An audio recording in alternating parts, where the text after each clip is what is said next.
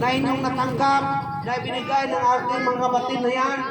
Yan po ang address ng aming church.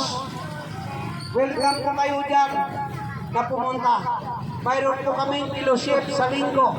Magsisimula po yan ng 9 o'clock hanggang 12 o'clock. Hallelujah.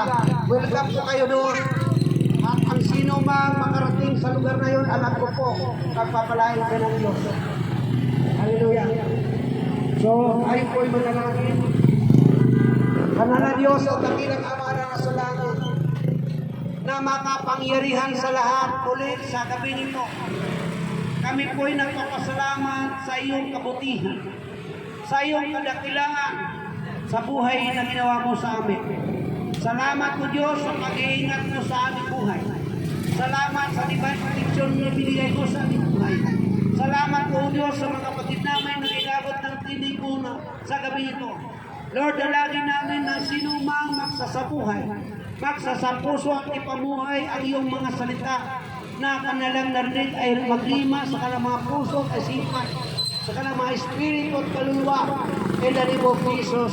At Lord, sino may karamdaman, sino may mga problema sa buhay, anumang klaseng problema yan, dalangin namin Panginoon sa gabi ito. Lord, alisin mo sa kanilang buhay.